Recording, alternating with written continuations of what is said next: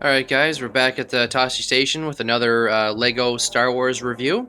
This one here is actually probably one of my favorite ships.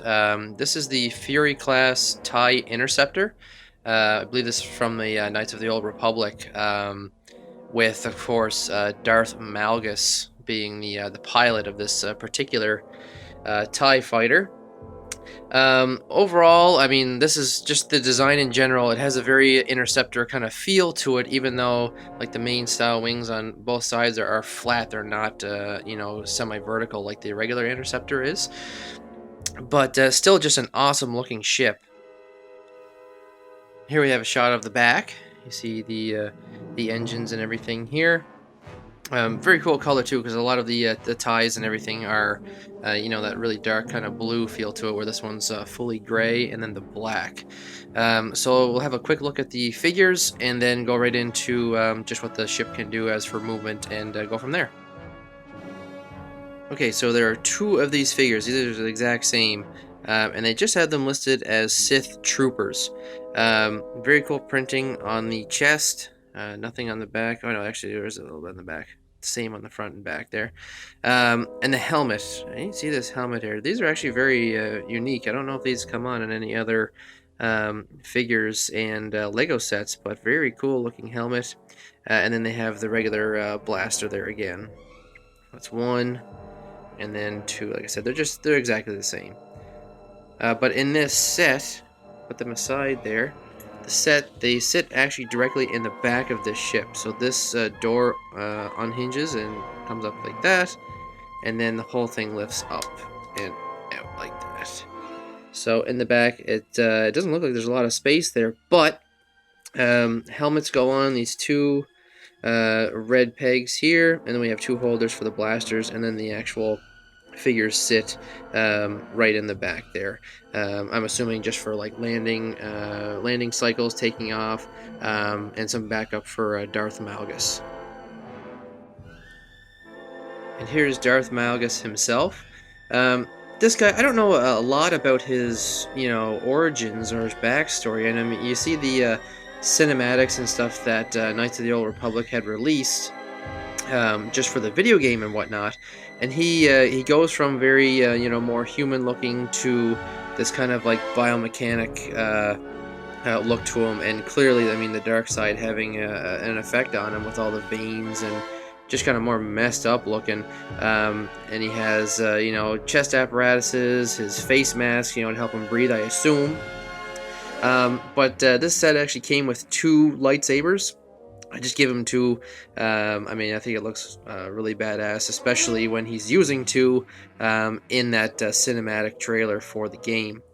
But this very custom style piece. You see all the printing on his legs, his chest, and then his actual chest piece. Cape in the back, and no helmet. Of course, he just has the face mask. So he looks unreal. And again, just from looks alone, and not knowing too much of his backstory, yeah, he is definitely one of the more badass looking Sith that has existed. But this is technically his ship, he said, and he's going to go right into the front here. Kind of have a little different feel to it. I mean, it does have the TIE Fighter feel, but then this just pops up and lifts up straight up just like this. We have his control panel and everything right here. Make sure all that's in. Actually, can come down, and this actually open up for him to get in and out. And then when you put him in, slide that forward. Bottom part slides up, and then he sits directly in the cockpit here. So there's only a couple of different ranges of motion with this this set.